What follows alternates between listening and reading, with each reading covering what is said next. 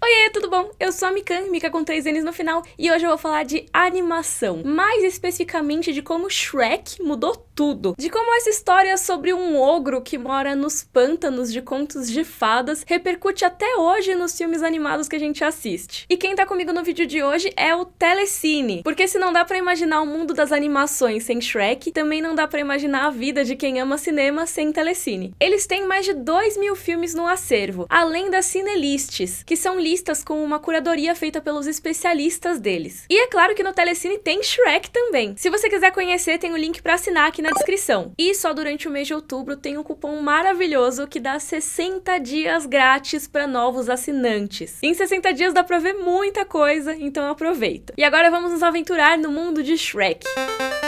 Ok, então o que faz Shrek ser tão importante assim? Primeiro que na época que ele foi lançado, lá em 2001, ele representou a queda da Disney como rainha dos filmes animados, em vários aspectos que eu vou comentar ao longo desse vídeo. Pensa aqui comigo, quando a gente pensa sobre grandes filmes animados dos anos 90, que tipo de filme a gente pensa? Muito provavelmente você pensou em algum clássico da Disney, né? Por exemplo, Rei Leão, Aladdin, A Bela e a Fera, ou até a Pequena Sereia, que lançou no final dos anos 80, mas ficou como parte da cultura dos anos 90 também. Mas e se eu te pedir pra pensar em grandes filmes animados dos anos 2000? Talvez você já pense mais em outros estúdios que não necessariamente a Disney. Talvez você pense na Pixar, que depois virou Disney também, mas provavelmente você vai se lembrar de muitos filmes da Pixar. E muito provavelmente você também vai pensar na DreamWorks, que é o estúdio responsável por Shrek, Madagascar, Kung Fu Panda, entre vários outros. E assim, a DreamWorks não começou com Shrek. Eu inclusive até fiz um vídeo aqui no canal sobre o Príncipe do Egito, que é da DreamWorks. E é totalmente diferente do estilo de filme 3D pelo qual o estúdio ficou conhecido, né? Mas não foram esses filmes iniciais que bombaram muito, não foi Formiguinhas, não foi o Príncipe do Egito, não foi O Caminho para Eldorado. O filme que alçou a DreamWorks a essa posição de bater de frente com a Disney foi Shrek. Primeiro que ele tinha gráficos muito bons para sua época já. A Pixar já estava conseguindo grande sucesso, a Disney estava engatinhando com um dinossauro, lembra de dinossauro?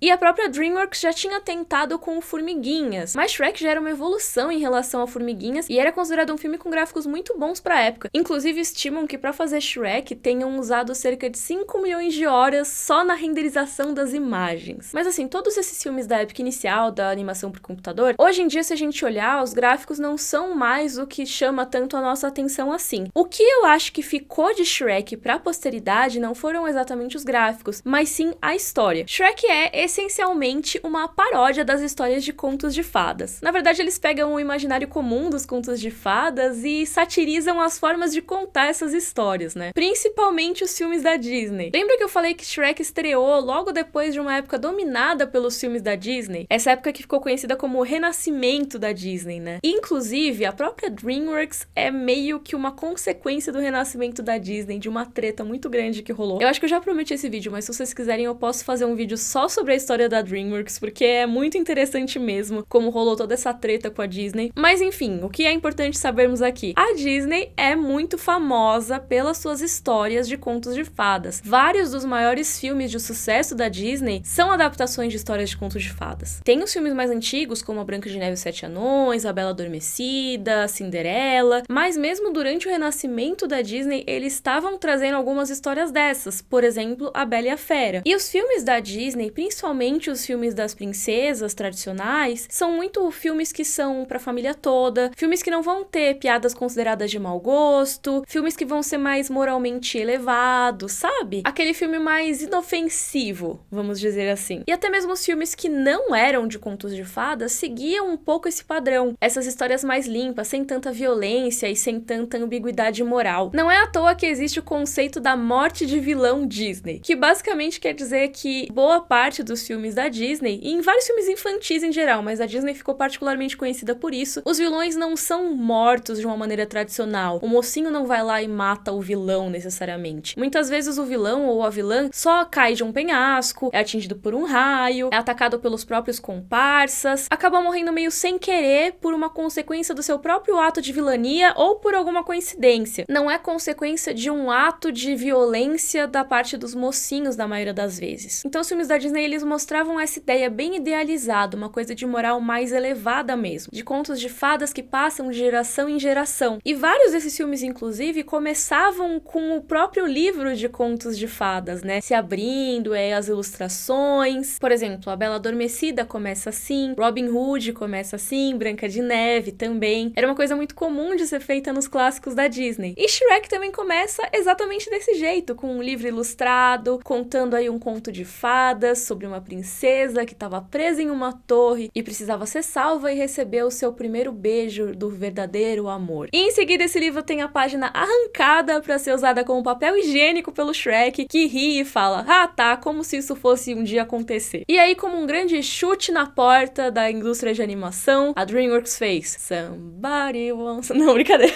Mas realmente, essa cena de abertura do Shrek já mostra a que o filme veio. Já mostra nos 2 primeiros minutos que aquilo vai ser completamente diferente de qualquer coisa que você já viu em um filme da Disney. O slogan do filme já dizia tudo, né? O príncipe não é encantado, a princesa não está dormindo, o companheiro não está ajudando, o ogro é o herói. Os contos de fadas nunca mais serão os mesmos. O próprio Shrek não é bem um herói tradicional, né? Ele é um anti-herói, um protagonista que tem características bem diferentes do que a gente esperaria numa história mais tradicional. Pra começar, ele não é um príncipe encantado, mas um ogro que mora num pântano, que come rato e que tem um pote cheio de olhos de criaturas em cima da mesa dele. Em qualquer história mais tradicional, o Shrek seria o vilão, e no próprio mundo da história ele é tratado como se fosse um vilão mesmo, né? Ele é caçado pelas pessoas, vão lá com tochas atrás dele. E apesar do filme ter muito essa mensagem de as aparências enganam, você tem que ver a beleza interior e tal, o Shrek não necessariamente é um doce de pessoa por trás daquela fachada. Ele também é um cara bem grosseiro e que constrói esse muro ao redor dele pra isolar todo mundo. Ele não é um herói super fácil de gostar. E a princesa Fiona, no começo, parece ser uma donzela bem tradicional, né? Ela aparece até no Espelho Mágico, que também é um elemento que trouxeram aí pra tirar um sarro da história da Branca de Neve. Mas as semelhanças com a princesa tradicional param com ela querer ser resgatada da torre, porque ela nem precisava ser resgatada, ela sabe artes marciais. Aí tem a cena que vai parodiar a Branca de Neve também, que é ela cantando junto com os passarinhos, que na Branca de Neve ela vai fazendo as mesmas notas, o passarinho também vai repetindo. A Fiona faz a mesma coisa, o coitado do passarinho explode, porque ela canta muito agudo. Então dá pra ver que eles pegam várias coisas que os filmes da Disney apresentavam e mostram como, se você parar pra olhar com cuidado, pode ser que aquilo seja um pouco exagerado, ou talvez aquilo seja cômico se você olhar de outra maneira. Além de fazer piadas bem mais pesadas do que um filme da Disney se proporia naquela época. Por exemplo, o passarinho que a Fiona explodiu, depois ela pega e faz o café da manhã usando os ovos daquele passarinho. Imagina a Branca de Neve fazendo isso. Ou então, como logo no começo do filme é mostrado uma cena de tortura do Homem Biscoito, que tá sendo colocado ali num copo de leite, quebram as perninhas dele. Isso no filme da Disney provavelmente seria tratado como um negócio muito dark e tudo mais. E no caso do Biscoito é uma cena de comédia. Você tem a combinação de piadas e cenas mais pesadas, além das inversões e das paródias de vários clichês. Então, assim, claramente não é um filme de contos de fadas da Disney. E aqui, antes que vocês venham nos comentários, eu não tô falando que a Disney nunca subverteu nada, ou que a Disney nunca tenha tido um anti-herói, mas na visão geral das coisas, ela não era conhecida por esse tipo de filme. E cara, essa tentativa do Shrek de fazer a anti-Disney deu muito certo. Shrek foi o segundo maior filme animado na bilheteria daquele ano. Perdeu só pra Monstros S.A., que inclusive é muito legal também. E aí, no ano seguinte, teve um momento bem interessante, que foi o Oscar de animação. Porque assim, apesar de Monstros S.A. ser excelente, Shrek com certeza foi o filme animado mais importante daquele ano nos Estados Unidos. Mas ninguém sabia o que ia acontecer no Oscar. Por quê? Aquele era o primeiro ano do Oscar de melhor animação. A categoria de melhor animação é uma das mais jovens do Oscar, uma das mais recentes. Tem um vídeo que eu recomendo muito que vocês vejam, que passou um pouco despercebido aqui no canal, e que eu falo nele sobre Disney e Pixar no Oscar. E eu aproveito para contar um pouquinho de como é o histórico do Oscar de melhor animação. Como que ele foi criado, por que ele foi criado e quais os principais vencedores. Inclusive, Disney e Pixar dominaram a maior parte das indicações em todos os anos, tá? Um spoiler aqui. Mas uma coisa que eu acho que é importante apontar, mesmo que vocês não vejam outro vídeo, é que, de novo, Shrek foi lançado logo depois desse período de renascimento da Disney. Então, era um período em que vários filmes da Disney tinham sido indicados a categorias no Oscar, principalmente categorias de trilha sonora, e outros filmes de outras produtoras também acabaram sendo indicados em menor quantidade. A própria DreamWorks pelo Príncipe do Egito, por exemplo. Mas tinha acontecido uma coisa muito importante pra Disney nos anos 90, 90, que é que A Bela e a Fera tinha sido indicado como o melhor filme no Oscar. Então, levando em conta essa indicação, e levando em conta que cada vez mais tinha filmes animados que estavam sendo indicados a várias categorias, acabou sendo criada essa categoria de melhor animação. Só que aí, em vez da Disney, ou até mesmo a Pixar, que já estava conseguindo muito renome, levarem esse Oscar, quem ganhou o primeiro Oscar de melhor animação da história foi Shrek. E eu acho muito interessante isso, porque deu uma chacoalhada nessa hegemonia toda. Foi um momento muito importante para ilustrar a queda da Disney e a ascensão da DreamWorks e da Pixar nos anos 2000. Mas então, o sucesso de Shrek estava estabelecido tanto pela bilheteria como pelas premiações. Isso deu um baita gás na DreamWorks, que começou a lançar vários filmes que tiveram bilheterias ótimas, e a própria franquia Shrek continuou, né? Tem, por exemplo, o Shrek 2, que eu acho, inclusive, melhor do que o primeiro, e ele também tá disponível no Telecine, tá? Fica a dica aí. Mas teve outros filmes também que surfaram nessa onda de subverter os contos de fadas. Um que eu acho que foi bem emblemático, não sei se vocês lembram desse filme, é Deu a Louca na Chapeuzinho. Comentem aí se vocês viram esse filme. Ele basicamente pega o que Shrek fez e tenta extrapolar ainda mais a subversão dos contos de fadas. Mas não teve só esse, teve outros, que inclusive vocês podem citar aqui nos comentários. E tem uma outra consequência de Shrek que eu acho mega interessante. E já existiu um vídeo na internet falando sobre isso, mas eu não consigo mais achar esse vídeo porque provavelmente ele foi deletado do YouTube. Se por acaso vocês acharem algum reupload em algum lugar, me avisem que eu coloco o link, mas eu vou citar de cabeça aqui algumas coisas que eu lembro desse vídeo. Se não for a citação exatamente correta, vocês me perdoem porque é de cabeça mesmo. Mas era um vídeo da Lindsay Ellis, na época do Nostalgia Chic, sobre a DreamWorks. E o título era muito bom, que era Rise of the Eyebrow, ou seja, a ascensão da sobrancelha, que é tipo a sobrancelha meio assim, da